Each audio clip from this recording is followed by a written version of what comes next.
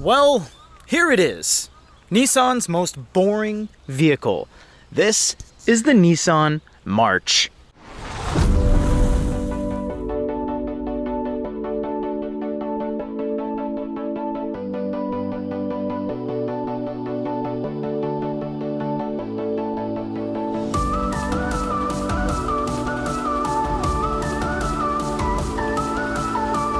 This isn't a matter of performance, this isn't a matter of styling, this isn't a matter of convenience, because this car doesn't have any of that.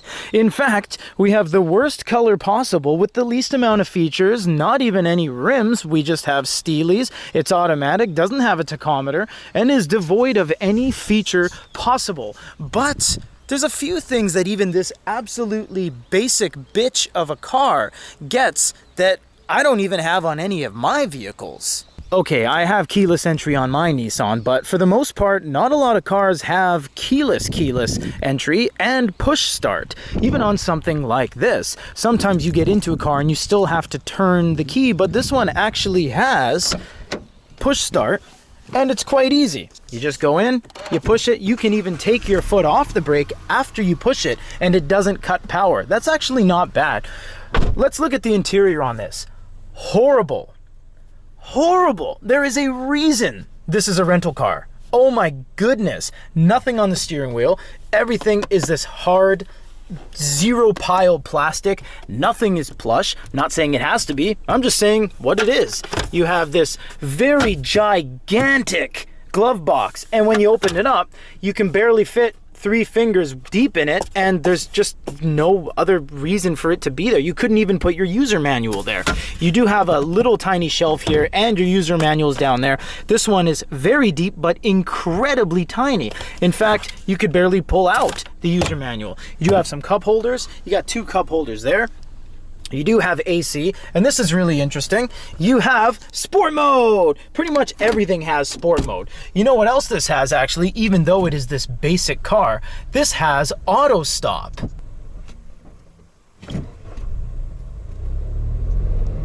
You have your vent controls. You have one 12-volt car charger / cigarette lighter. The seats actually aren't bad. They're very round, like a Nissan Juke kind of thing, but they're not terrible. They have decent bolstering, surprisingly. They're quite tall, the side bolsters. I do like that.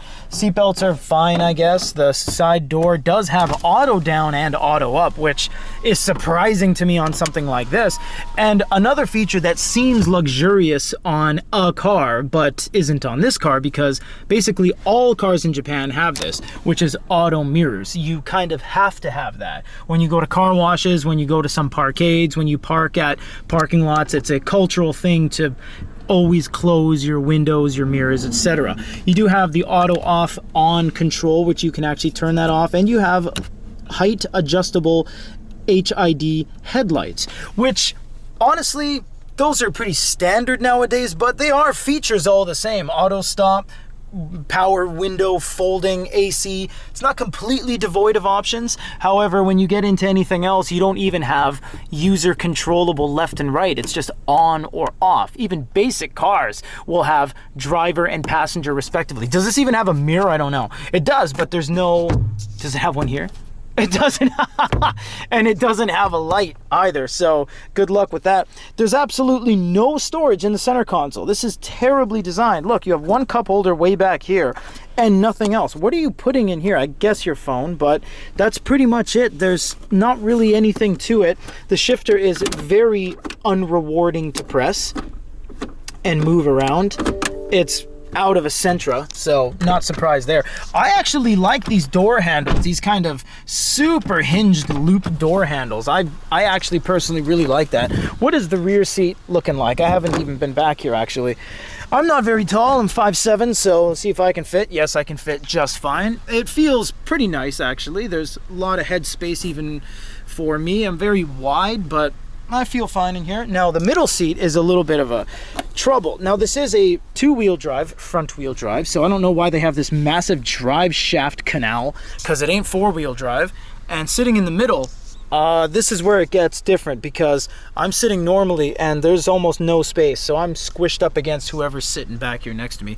You do get these handles on 3 out of the 4 sides. They don't give you one on the driver. I don't know why. No differential, as you can see. And going up to the trunk, this is what we call a courtesy trunk. It's not a real trunk. There are some tie down here, but you can maybe put 1, 2, 3 bags of groceries. What do we have underneath here? You could get some more space by removing all this. If you're just a city driver, you can actually take all this out. That's what I did on my RX-8 and my Evo. I took out the spare tire because it gives you a lot of space. Actually, I did that on my Cappuccino too. I do that on most of my vehicles.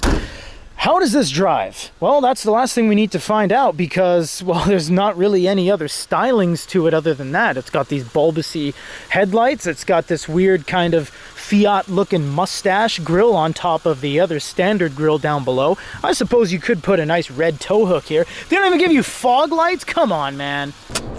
We are getting off the line in 3, 2, 1, let's go! Oh, CVT without attack! Oh, you could not ask for worse!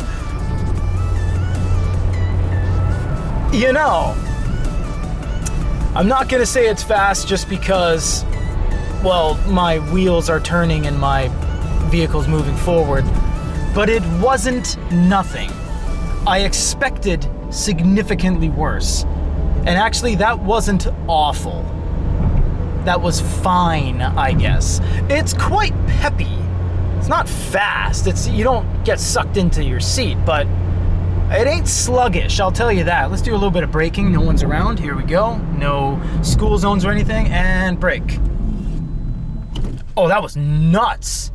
That was really good braking. Wow. All right. Well, there you go.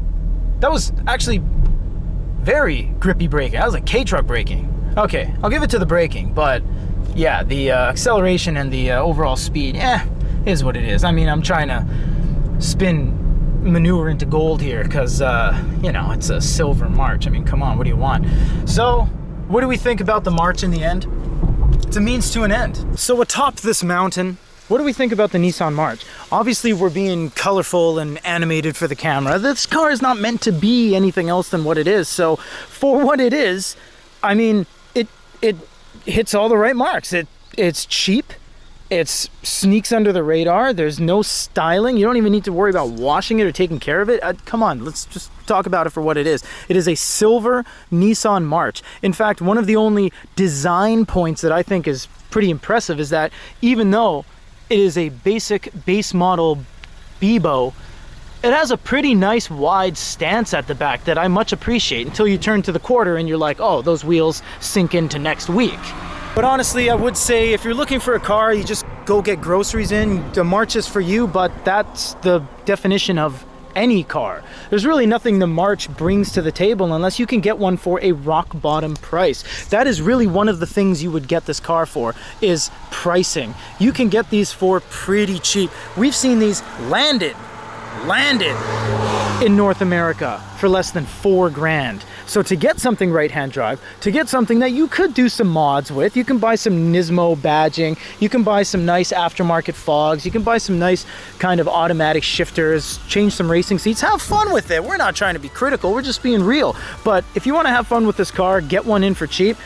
The March could be for you. It's just not for everyone.